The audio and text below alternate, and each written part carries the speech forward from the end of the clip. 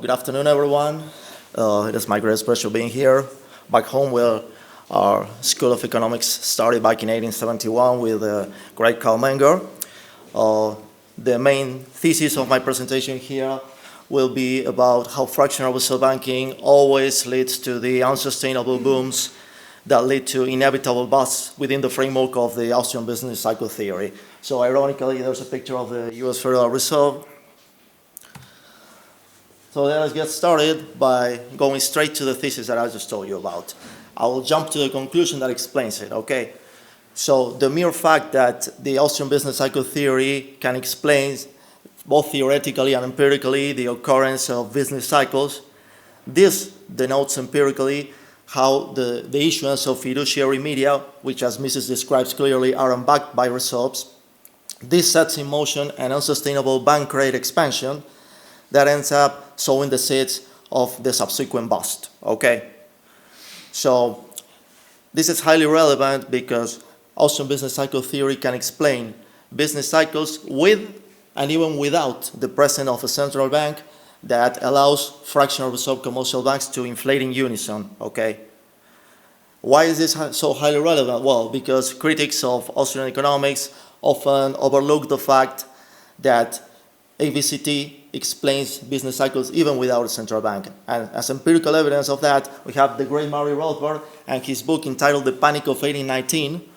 Well, this boom bust cycle was one of the many that occurred throughout the 19th century in the United States, okay, and that was even before the Federal Reserve was first established as a central bank back in 1913. So there's empirical evidence backing it up. So having stated the thesis and the conclusion explaining it, let us now, dig even further into this by first taking a look at the Misesian approach on fiduciary media, which he describes in further detail in his first masterpiece, which is entitled, when correctly translated from the original German, The Theory of Money and Fiduciary Media. Okay, here Mises elaborates on how fiduciary media are unbacked by 100% reserves, just like I was anticipating, because they are issued over and above the stock of real commodity currency, namely gold. Okay, so this leads him to elaborate on his circulation credit theory of the trade cycle, as he originally called it, and which we widely know today as Austrian business cycle theory. And there he shows how both deposits in the vaults of commercial banks and money outstanding that people carry in their pockets, they're both actually present goods, okay? So since there's no future goods involved here, there's no credit transaction whatsoever, because by definition, a credit transaction necessarily involves an exchange of a present for a future good, okay? So this is his main point here. Okay, so the main consequence of this is the manipulation of time preferences by artificially lowering them below their natural level. Their natural level is the one reflected by time preferences, that is to say, the extent and degree to which we prefer present goods over future goods. When interest rates are artificially lowered through the issuance of fiduciary media, what happens then? Nominal interest rates go down to a level below what is actually reflected by actual time preferences, which remain unchanged. And the cyclical consequences of this are that this misleads entrepreneurs into engaging in long-term investment projects, more time-consuming, and at some point along the way, interest rates shoot back up, inevitably pushed up by actual time preferences.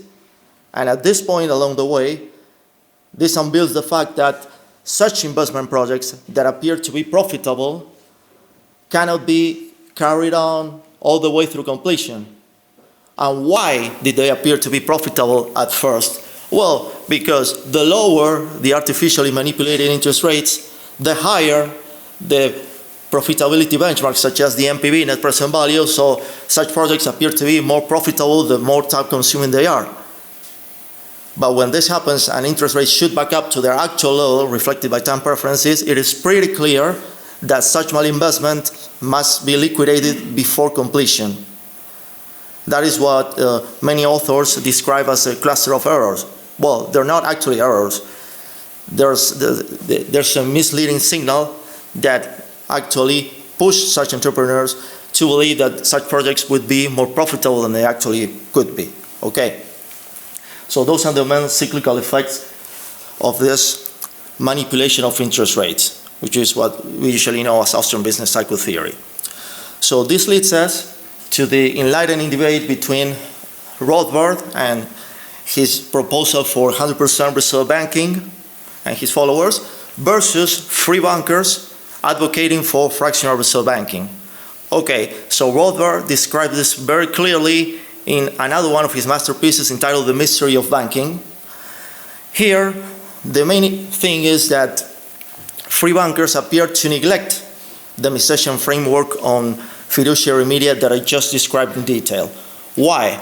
Because they don't seem to acknowledge the fact that deposits are not actually loans, they're not credit transactions. Why? Because whenever we deposit money at on-demand accounts such as saving accounts, for instance, we're not withdrawing our legitimate right to redeem such money on demand.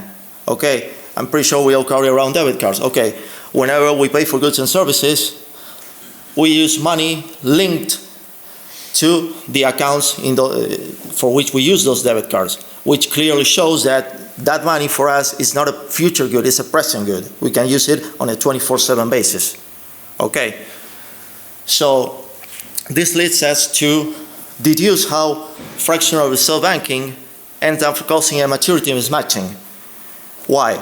Because on the one hand, bank assets, mostly loans, are only meant to become liquid, as to say, turn into actual money after a certain period of time, depending on the maturity of the loans. However, bank liabilities, which are mostly on-demand deposits, those are meant to become liquid. Those are redeemable on a 24/7 basis, on demand. We have money in our checking accounts, saving accounts. We can withdraw that money from the ATMs and anywhere on a 24/7 basis at any point in time. So there's a mismatching there. Okay, this unbuilds an unsustainable structure in banks that exposes them to the risk of continuous bank runs. Okay. Because there's a risk if the percentage of people, of customers that aim to withdraw their money by using the legitimate right to do so is higher than the minimum reserve ratio that the banks are forced to keep, that would definitely and clearly expose this accounting insolvency. Okay, as you can see right there.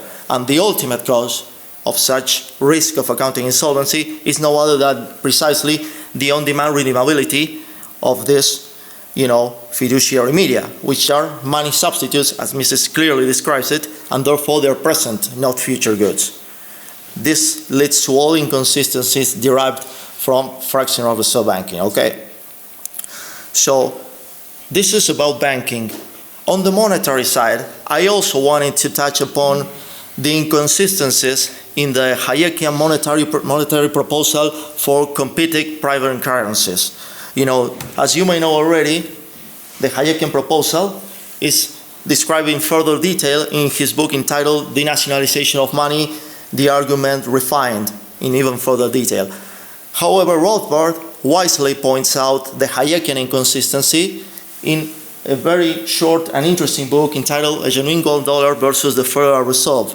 Okay, he points out that the inconsistency in the Hayekian proposal stems from the fact that, just like I was explaining to you before, that free bankers appear to neglect the Misesian framework on fiduciary media, okay, Hayek goes even further and appears to neglect the Misesian money regression theorem.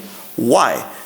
Because these competing private currencies would lack the defining feature of money, which is general acceptance. As you know, we Austrians define money as a generally accepted medium of exchange. Okay, so these private currencies would still be fiat currencies. That is to say, they would not, when using the message regression theorem, when tracking them back in time, you wouldn't get to a point at which they were defined as a weight in terms of a commodity currencies, that is to say gold.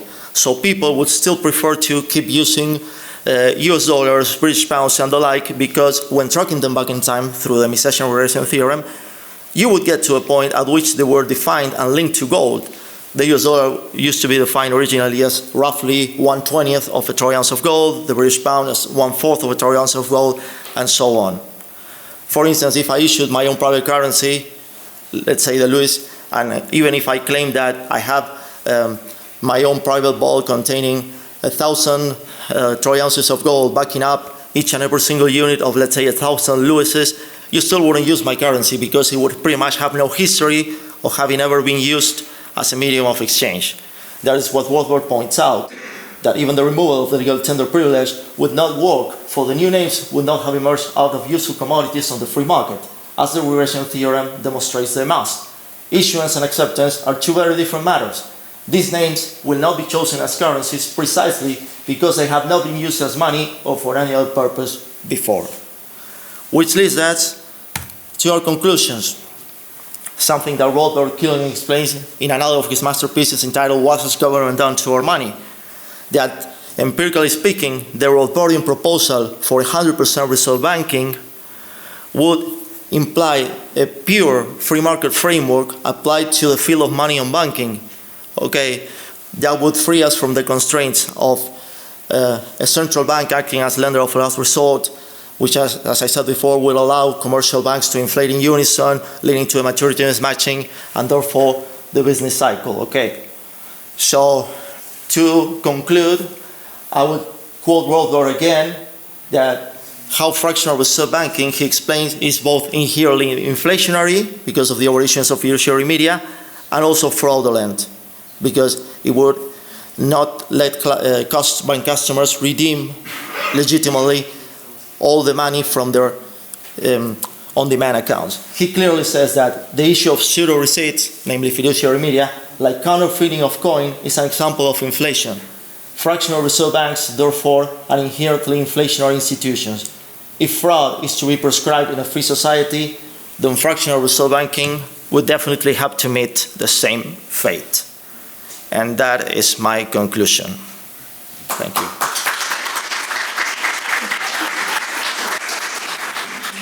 Okay, we have enough time to questions.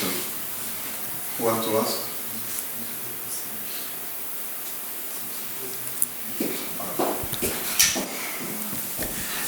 Thank you. I'm not sure about the claim about the statement about the Hayek in his denomination of money. I think he wrote that in the first period, when the whole scheme is introduced, that paper money can be somehow linked to commodities. And he said that in the later periods, it's no longer necessary to have this connection. So I'm not sure whether this really is at odds with the Misesian regress theorem, since Hayek might have accepted the fact that in the first place, paper money should be linked to commodities.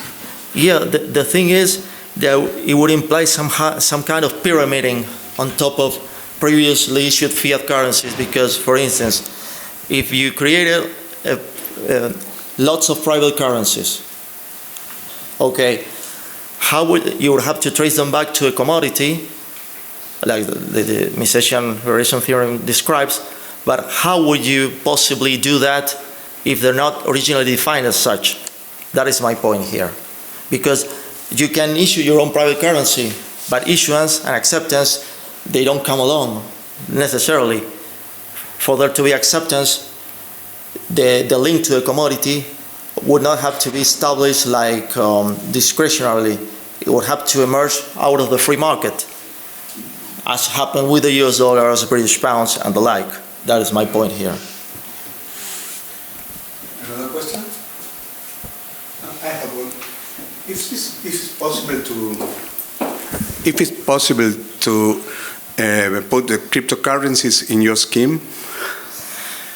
Honestly, I wouldn't think so, because even though they're redeemable in US dollars, I don't think there's a real backing there, because you're basically pyramiding a cryptocurrency on top of an already fiat currency. It's the US dollar, for instance, that has the link to go remotely, but still a link, but not the cryptocurrency. If it disappears, if the virtual wallet is gone, or if it's merely a scam, it disappears and it's gone. It's just as much as if you never had any kind of property on that. That's my point. Okay, thank you. Any other question? Okay, thank you, Luis. Thank you.